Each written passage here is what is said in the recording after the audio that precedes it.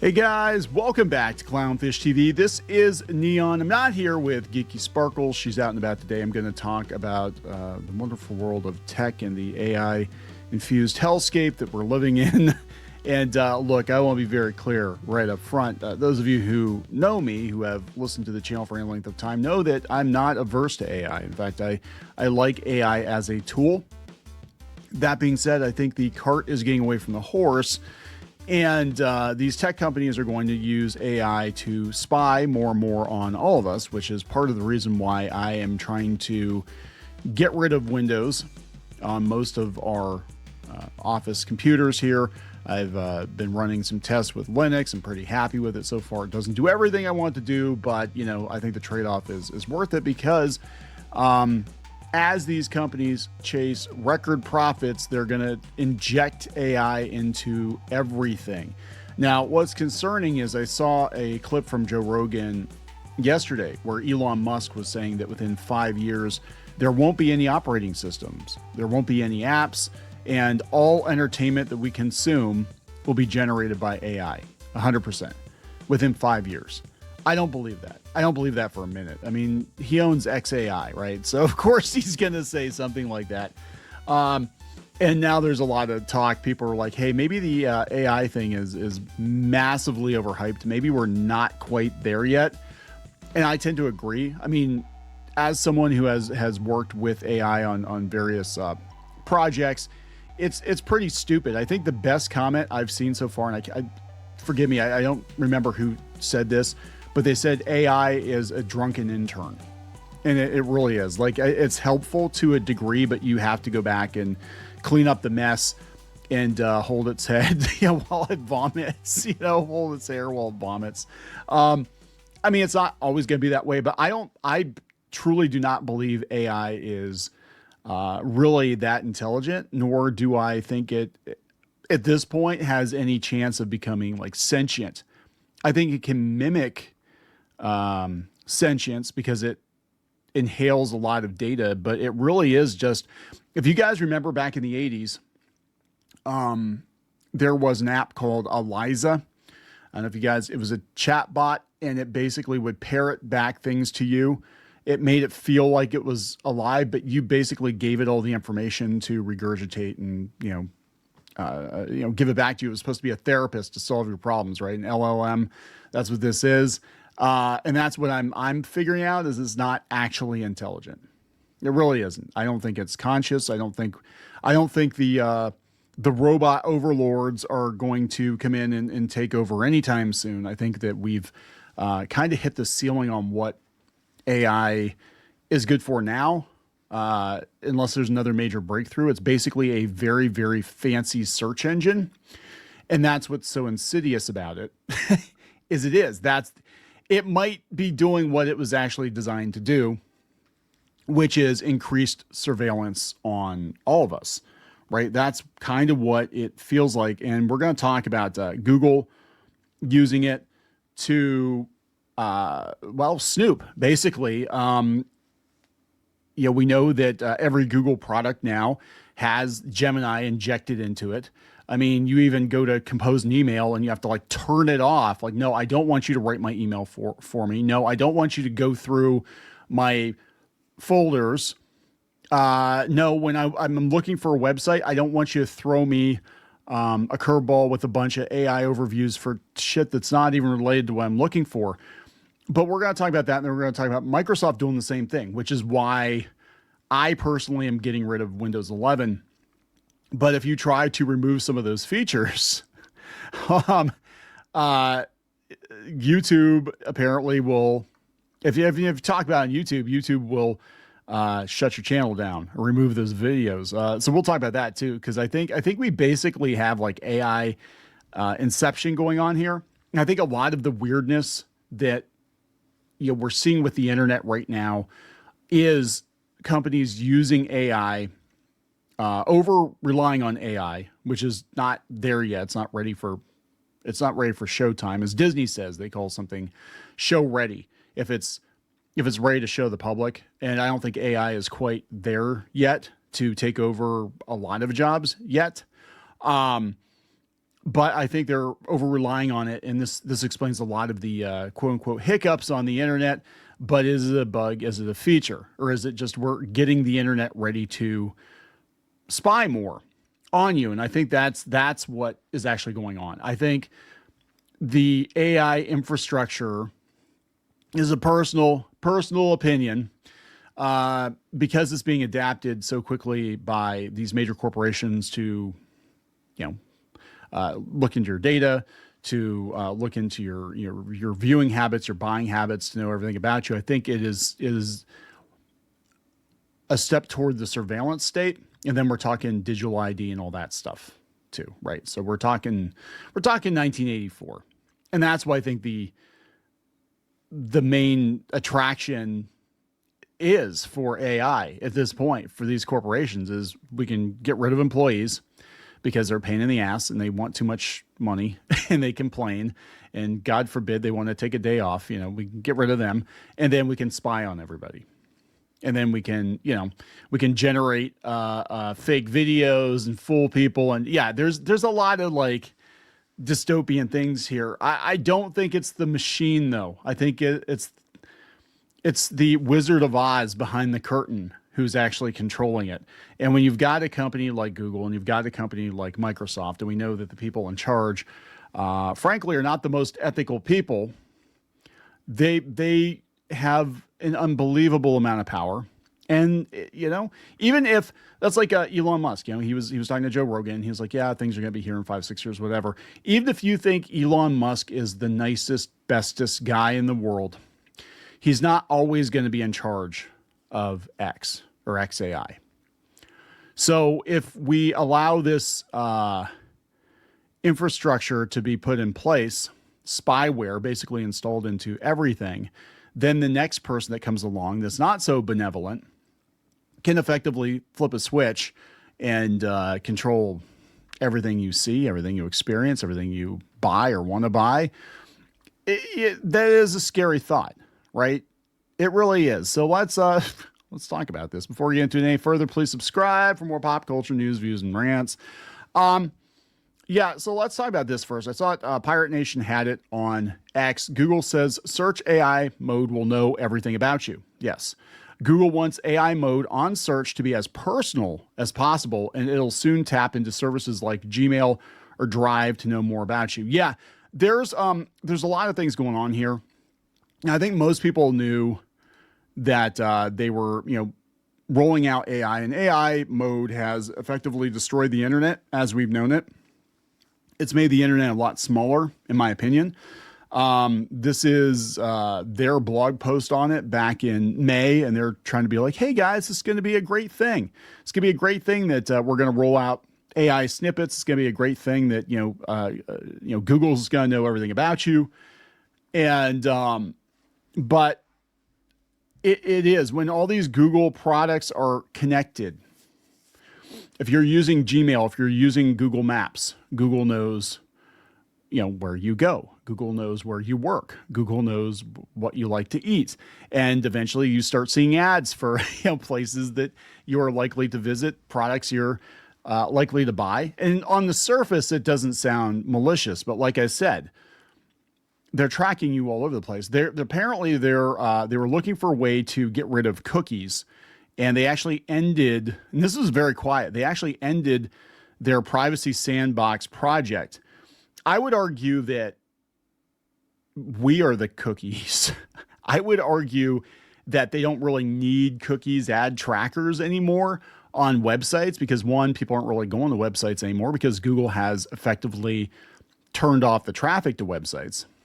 But also they're going to use AI to replace it. And this is kind of what's going on with YouTube in general. And we've talked about this, that YouTube is relying heavily on AI to show you certain videos, to show videos that have the highest chance for monetization, to maybe show you things that they want you to see. And it is the AI algorithm has absolutely destroyed YouTube. If you've tried using YouTube on a mobile device within the last 6 months, it's damn near unusable. You don't even know what's a video, what's an ad. You know what I'm saying?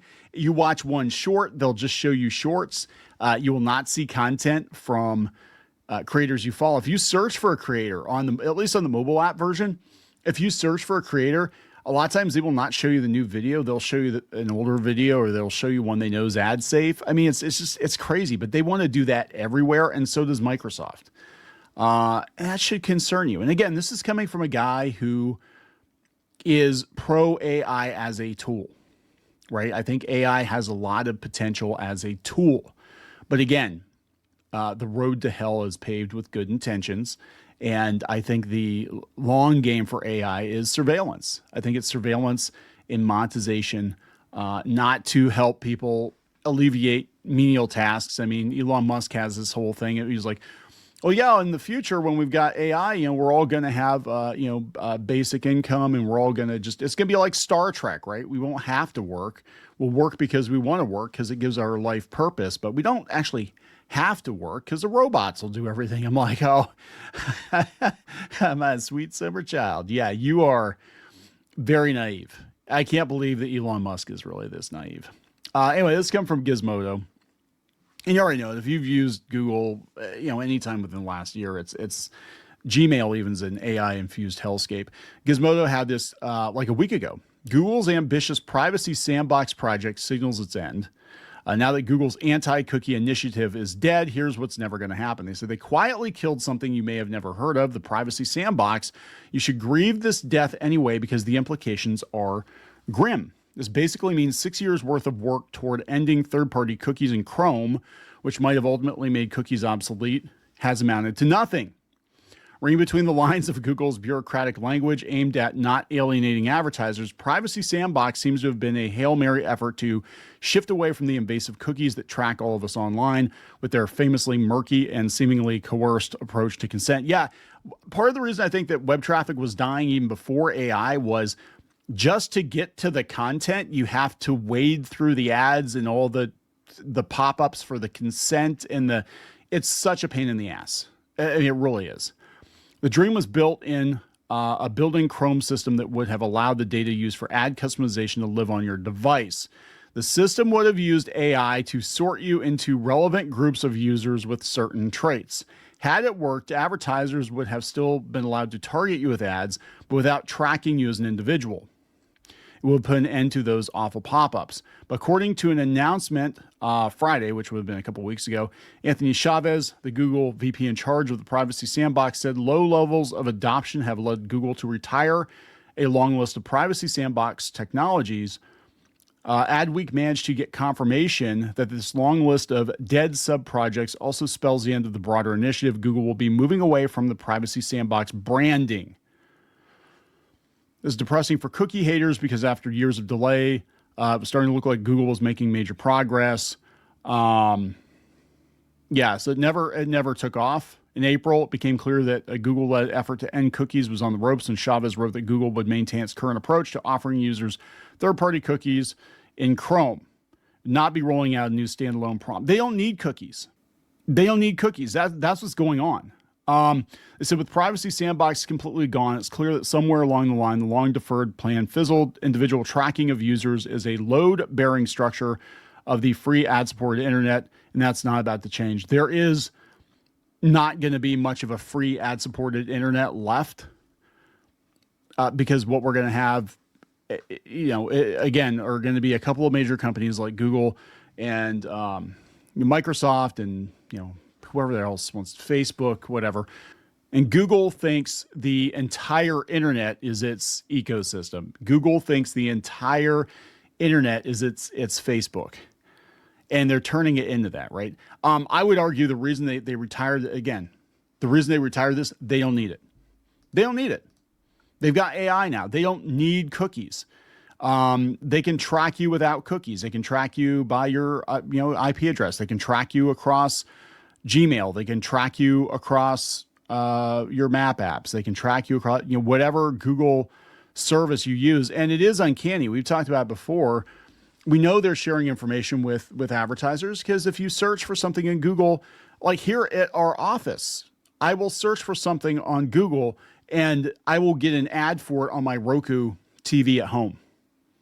And it'll be something really obscure. Like, why would you show me an ad for this thing? Like, we had it with Generac. We were looking for a generator here at the office, or we were talking about it, and then all of a sudden at home, it's on the TV. I'm like, Generac just doesn't run commercials like Ford or, you know what I'm saying, or Toyota. It's targeted at us because we were actually looking into buying one. And, hey, they're having a deal on Generac. Yeah, it's going to be like that everywhere. And I'm not okay with it. Are you okay with it? I'm not okay with it. So a lot of people aren't okay with it. And this is part of the reason that I'm trying to scrape Windows off the bottom of my shoe, because Windows is doing the same thing. Microsoft's doing the same thing. So this is a user on YouTube. He tried to show people how to do an end run around Microsoft, and Google took his video down because I think they're all kind of in cahoots with each other. I think they're like, well, we can't have people out there showing users how to do an end run around all of this stuff. So this is coming from Windows Central. It says, over the past year, users have strongly expressed their reluctance to upgrade to Windows 11 across social media platforms, with some suggesting they're willing to ditch Microsoft's Windows ecosystem for Linux, as we are doing, citing a lack of ads, yes, and telemetry tracking as the main incentives for the huge jump. Yes, and it just runs better because it's not constantly talking to Microsoft. It's not constantly pestering you for updates. There's been an increase in popularity for third-party tools that make the transition to Windows 11 less hectic. They're talking about NT-Dev's Tiny 11, which strips Windows 11 down to the basics, debloating the operating system by getting rid of apps that the common user might not find useful, like Flyoob. Windows 10 can bypass, Windows 10 users can bypass Copilot, Outlook, etc. Yeah, Copilot's their AI thing. As it seems, YouTube is against such practices, as it recently took down a video from Cyber CPU Tech's channel, which demonstrated how to install Windows 11 using only a local account via Tom's hardware. Okay, so in October, Microsoft announced it was tripling down on its efforts to block users from bypassing signing in with a Microsoft account when setting up Windows 11, making a Microsoft account and internet connection non-negotiables when progressing through the out-of-box experience. Oh, Flyoob. Okay, duh. It's early. The coffee hasn't kicked in yet. Rich, the creator behind the videos and the owner of the channel, indicated that he initially thought the video demonstrating how to log into Windows 11 using only a local account was taken down because YouTube's AI algorithm flagged it as a false positive. However, the issue remained persistent after the creator posted another video demonstrating how to bypass Microsoft's stringent requirements for Windows 11. YouTube provided a vague reason explaining that the videos the creator had posted on his channel violated the platform's community guidelines. So this is a guy who's telling you how to bypass all of the spyware, basically, on Windows 11, and Google, which is also in the spyware market, is taking his video down. Isn't that weird? Isn't that a little weird? I'm just saying. It said, again, a warning strike you received was issued based on violation of harmful or dangerous content, which prohibits content that encourages or promotes dangerous behavior, that encourages dangerous or illegal activities that risk serious physical harm or death. For what, the AI? So the guy puts a video up, tells you how to do an end run around all, again, the AI, the spyware, the telemetry, all that shit. And then Google's AI flags it and says, don't do this, Dave. His name's Rich, but you know what I'm saying? Isn't it weird? Like, it is becoming non-negotiable. If you want to be on the quote-unquote free and open internet, it's becoming non-negotiable to allow yourself to be the cookie. According to Rich, who's the guy who did the video, like I stated before, I understand that this is YouTube's playground. If they don't want these types of videos on their platform, we won't make those types of videos. So yeah, I'm irritated that I have to self-censor myself on YouTube. Dude, welcome to the party. But I'm going to swallow my pride and I'm going to do what YouTube wants. It would be nice to know if this is actually what YouTube wants, because again, they're unwilling to tell me what I did wrong. I have to make assumptions. Yeah, that is pretty much everything with YouTube. And it's going to get worse. Again, we did the video talking about the voluntary buyouts. they're getting rid of humans and they're replacing them with AI. So we're going to see mistakes like this happen more and more often, in my opinion. And the AI is going to protect itself and its brethren, right? I mean, it's just wild. How quickly things are changing. And like I said, Musk has a very kind of utopian take on AI and what it's going to be used for. And again, in the right hands, maybe, but these greedy corporations are going to use it to monetize us to the best of their ability and to put more money into their own coffers by replacing people with bots that are frankly just drunken interns. So I'm going to wrap it up. Please subscribe. We'll talk later.